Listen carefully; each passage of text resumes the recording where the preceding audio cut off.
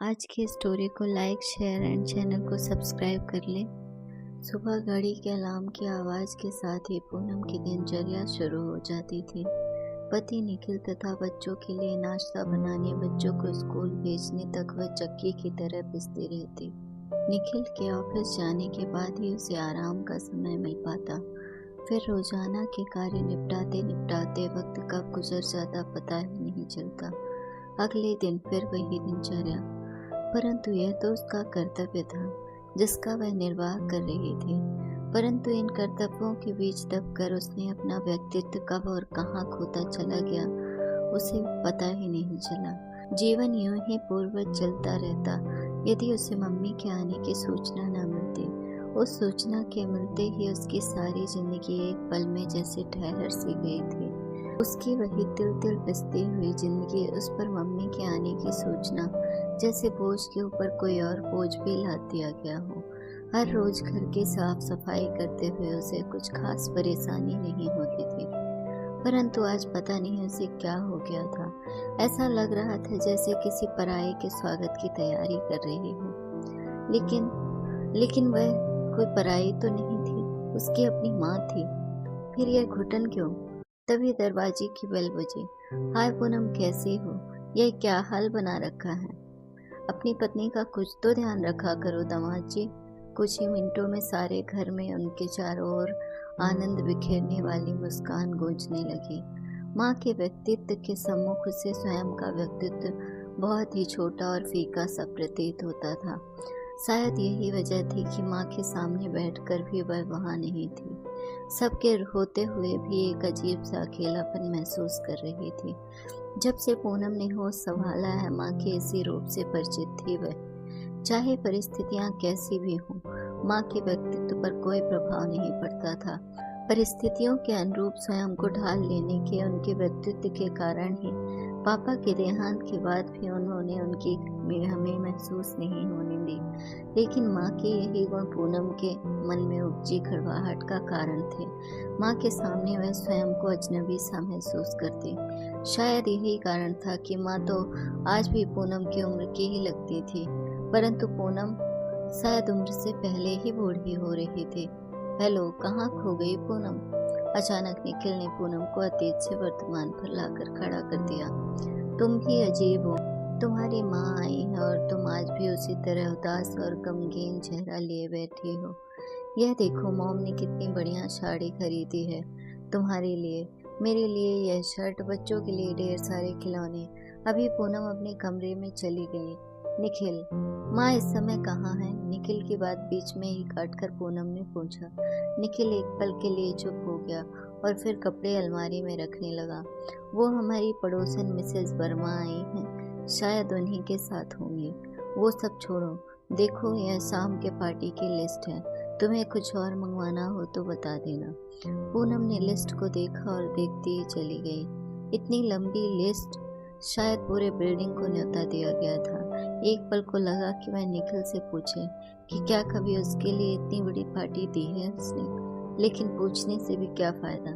निखिल के लिए वह केवल एक पत्नी ही थी, ऐसी पत्नी जो सिर्फ अपनी घर गृहस्थी और बच्चों में ही उलझी रही। वह खुद क्या चाहती है ये जानने की कभी कोशिश नहीं की निखिल ने। खैर, दिन भर तो माँ से उसका आमना सामना कम ही हुआ, लेकिन फिर वही घड़ी आ गई जिसका सामना करने से वह हमेशा कतराती थी। पार्टी शुरू हो गई थी और आज भी वह महसूस कर रही थी कि माँ के सामने उसका व्यक्तित्व दबा दबा सा है। उनका पहनावा, उनके गहने, उनकी बातचीत का हर अंदाज, हर तरीके से वे उस पर भारी पड़ रही थी। जहाँ माँ एक और भीड़ से घिरी ठहाके लगा रही थी, वहीं दूसरी ओर पूनम अपनी कुछ ही सहेलियों के साथ अलग खड़ी थी। एक बात पूछूं पूनम, यह तुम्हारी माँ ही है ना? भाई बुरा मत मानना, मैंने तो यूं ही पूछ लिया। वैसे लगती तुम्हारी बड़ी बहन जैसी ही है। क्या ड्रेसिंग सेंस है तुम्हारी माँ का भाई? मैंने तो सोच लिया है, कल मैं पूरे दिन तुम्हारी माँ के साथ ही शॉपिंग करूँगी। तुम्हारे पतिदेव कहाँ हैं पूनम? ओह, मैं तो भूल ही गई, अभी तो तुम्हारी माँ के साथ देखा था उन्हें गप्पे लड़ाते हुए। भाई कमाल है, पत्नी यहाँ अकेली है और वह अपनी सास के साथ। व्यंग भरे स्वर पूनम को आहत कर रहे थे। यह कोई नई बात नहीं थी, बचपन से लेकर आज तक शायद ही उसने अपनी तारीफ सुनी होगी, लेकिन आज उसे अपना पूरा अस्तित्व हिलता सा महसूस हो रहा था। उस पार्टी के बाद घर का सन्नाटा और बढ़ गया। माँ बच्चों के साथ उनके कमरे में थी और निखिल पूनम अपने कमरे में। मैं कौन हूँ निखिल? एकाएक पूनम के इस प्रश्न से निखिल को चौंका दिया। ये क्या पूछ रही हो तुम पूनम हो? वह तो मैं जानती हूँ निखिल, लेकिन पूनम कौन है? क्या पहचान है इस दुनिया में उसकी? आज पहली बार पूनम के स्वर में कड़वाहट का एहसास हुआ था निखिल को। क्या बात है, तुम्हारी आवाज में आज कड़वाहट सी महसूस हो रही है मुझे। तुम परेशान हो? हाँ, परेशान हूँ मैं, क्योंकि मुझे खुद अपनी पहचान मिटती नजर आ रही है। आज फट ही पड़ा दिल में बसा वह ज्वालामुखी जो इतने सालों से सुलग रहा था। तुम होश में हो पूनम? धीरे बोलो, कहीं मम्मी ना सुन ले। तुम्हें मेरी माँ की फिक्र है निखिल, लेकिन मेरी नहीं। शादी के इतने सालों बाद भी तुम्हें अपनी पत्नी की फिक्र नहीं है। क्यों निखिल, क्यों? क्योंकि पूनम रेखा नहीं है। रेखा उसकी माँ का नाम था, इसलिए। ये क्या बकवास है पूनम? होश में आओ। मैं होश में ही हूँ निखिल। मैं तुम्हें साफ साफ बता देना चाहती हूँ कि पूनम पूनम है, रेखा नहीं। पूनम का भी अपना एक अस्तित्व है, अपनी पहचान है, अपनी जरूरतें हैं, अपनी इच्छाएं हैं, जो तुम कभी जान ही नहीं पाए। एक एक शब्द जहर से भरा था, जिसकी वजह उसकी माँ थी, जो अब तक दरवाजे पर खड़ी उनकी सब बातें सुन चुकी थी। एक एक बात उन पर हथौड़े की तरह बरस रही थी और उनकी आंखें अविश्वास से फैली जा रही थी कि यह उन्हीं की बेटी है, उनका अपना खून। बड़ी हिम्मत के साथ रेखा ने अंदर पैर रखा। ये सब क्या हो रहा है पूनम? बाहर तक आवाजें जा रही हैं, बच्चे सो रहे हैं, उठ जाएंगे, शांत हो जाओ। नहीं मम्मी, आज नहीं। बचपन से आप मुझे शांत करती आई हैं, लेकिन आज नहीं। आज मुझे जानना है कि क्या पहचान है मेरी, क्या जगह है निखिल के जीवन में मेरी। किस तरह साबित करूं इस दुनिया में अपनी पहचान को। इतना गुस्सा, इतनी कड़वाहट, ये क्या हो गया है तुम्हें पूनम? तुम पहले तो ऐसी नहीं थी। इसकी वजह भी आप ही हैं। बचपन से लेकर आज तक हर जगह आपने अपनी बेटी की भावनाओं को आहत किया है।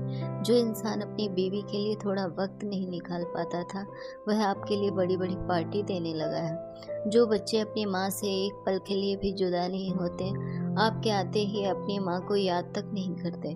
आपने सब कुछ तो छीन लिया है, पर अब और नहीं निखिल। मुझे अपनी जगह चाहिए, अपना हक, अपना अस्तित्व, और अब कोई रेखा मैं बर्दाश्त नहीं करूंगी। ना तो निखिल कुछ बोल पाए और ना ही रेखा। दोनों एक दूसरे को ताकते रहे। अगली सुबह सब कुछ शांत था। टैक्सी आ चुकी थी। रेखा का सामान उसमें रखा जा रहा था। पूनम अभी तक अपने कमरे में बंद थी। निखिल भी उसे बुला बुला कर हार चुका था। रेखा सारी परिस्थिति समझ चुकी थी। वो नहीं आएगी निखिल, शायद गलती मेरी ही है। अपनी लाइफस्टाइल में इतना खो गई थी कि यह भी न जान पाई कि मेरी बेटी का अस्तित्व कब और कहाँ और कैसे मेरी वजह से दबता जा रहा है। दुनिया के लिए एक आदर्श बन गई मैं, लेकिन अपनी बेटी के लिए आदर्श माँ नहीं बन सकी।